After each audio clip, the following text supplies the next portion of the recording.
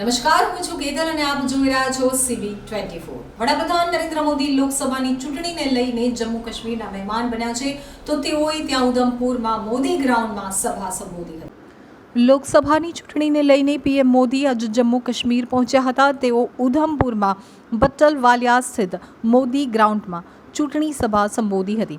મહત્વનું છે કે પીએમ મોદીના આગમનને લઈ કડક સુરક્ષા વ્યવસ્થા કરવામાં આવી હતી, તો ઉધમપુરમાં કલમ 144 લાગુ કરવામાં આવી હતી।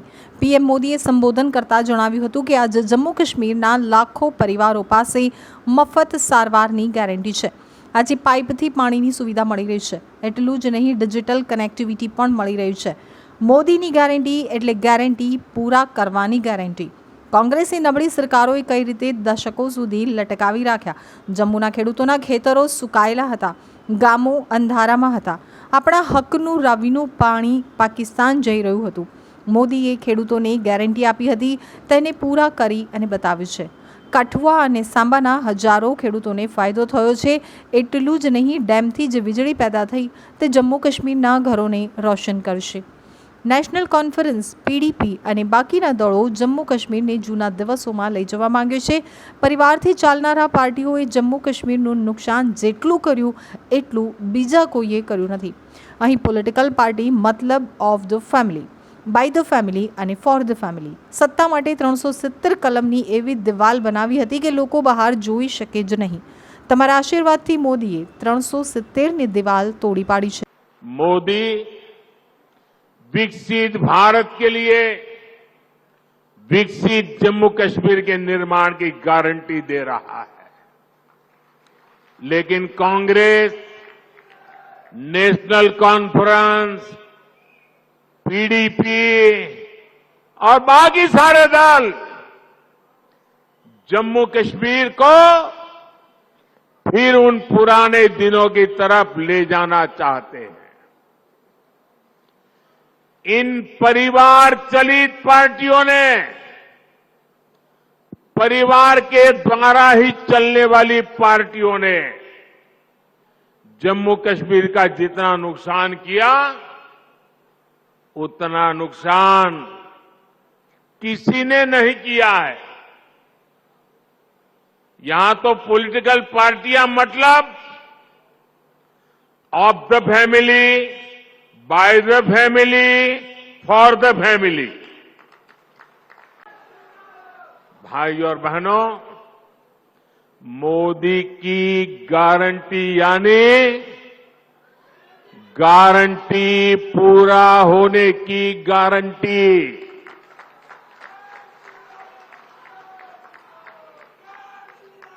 आप याद कीजिए, कांग्रेस की कमजोर सरकारों ने शाहपुर कंडी डैम को कैसे दशकों तक लटकाए रखा। जम्मू के किसानों के खेत सूखे थे, गांव अंधेरे में थे, लेकिन हमारे हक का रावी का पानी पाकिस्तान जा रहा था। मोदी ने किसानों को गारंटी दी थी और इसे भी पूरा करके दिखाया है। और उनकी पूरी इकोसिस्टम, अगर कहीं मुंह से राम मंदिर भी निकल गया तो चिल्लाने लग जाती है, रात दिन चिल्लाती है कि राम मंदिर बीजेपी के लिए चुनावी मुद्दा है। राम मंदिर न कभी चुनाव का मुद्दा था, न चुनाव का मुद्दा है और न ही कभी चुनाव का मुद्दा बनेगा। अरे राम मंदिर का संघर्ष तो तब से हो रहा था जब भाजपा का जन्म भी नहीं हुआ था। राम मंदिर का संघर्ष तो तब से हो रहा था जब यहां अंग्रेज सल्तनत भी नहीं आई थी। राम मंदिर का संघर्ष 500 साल पुराना है, जब कोई चुनाव का नामो निशान नहीं था। जब विदेशी आक्रांताओं ने हमारे मंदिर तोड़े, तो भारत के लोगों ने अपने धर्म स्थलों को बचाने की लड़ाई लड़ी थी। वर्षों तक लोगों ने अपनी ही आस्था के लिए क्या क्या नहीं झेला। कांग्रेस और उसके सहयोगी दलों के नेता बड़े बड़े बंगलों में रहते थे, लेकिन जब रामलला के टेंट बदलने की बात आती थी, टेंट पर जो टाटपत्री वो बदलने की बात आती थी, तो लोग मुंह फेर लेते थे, अदालतों की धमकियां देते थे।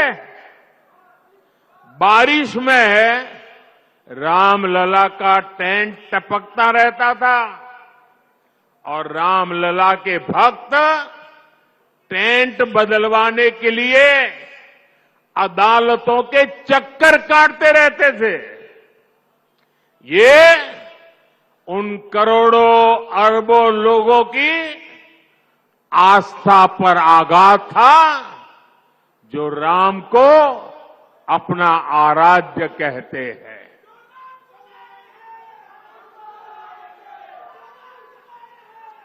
और हमने इन्हीं लोगों से कहा कि एक दिन आएगा जब रामलला भव्य मंदिर में विराजेंगे।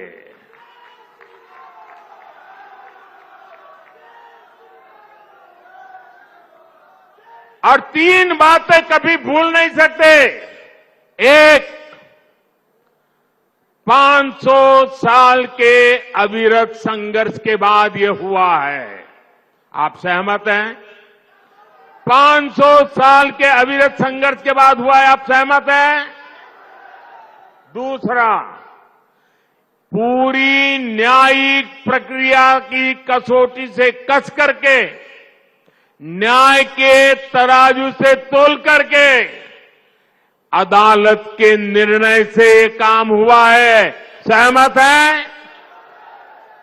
तीसरा, ये भव्य राम मंदिर सरकारी खजाने से नहीं, देश के कोटि कोटि नागरिकों ने पाई पाई दान देकर बनाया है। कांग्रेस किस वोट बैंक को खुश करना चाहती थी? साथियों, कांग्रेस और इंडी गठबंधन के लोगों को देश के ज्यादातर लोगों की भावनाओं की कोई परवाह नहीं है। इन्हें लोगों की भावनाओं से खिलवाड़ करने में मजा आता है। ये लोग सावन में एक सजायाफ्ता, जो सजा कोर्ट ने जिसको सजा की है, जो जमानत पर है, ऐसे एक मुजरिम के घर जाके सावन के महीने में मटन बनाने का मौज ले रहे हैं। इतना ही नहीं, उसका वीडियो बना करके देश के लोगों को चिढ़ाने का काम करते हैं। कानून किसी को भी कुछ भी खाने से नहीं रोकता है और न ही मोदी रोकता है। सभी को स्वतंत्रता है कि जब मन करे वेज खाए या नॉन वेज खाए, लेकिन इन लोगों की मंशा दूसरी होती है।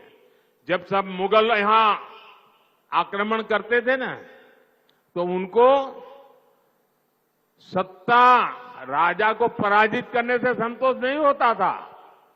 जब तक मंदिर तोड़ते नहीं थे, जब तक श्रद्धा स्थानों की कत्ल नहीं करते थे, उनको संतोष नहीं होता था। उनको उसी में मजा आता था। वैसे ही सावन के महीने में वीडियो दिखाकर वो मुगल के लोगों के जमाने की जो मानसिकता है ना, उसके द्वारा वो देश के लोगों को चिढ़ाना चाहते हैं और अपनी वोट बैंक पक्की करना चाहते हैं। ये वोट बैंक के लिए ये चिढ़ाना चाहते हैं। आप किसे चिढ़ाना चाहते हैं?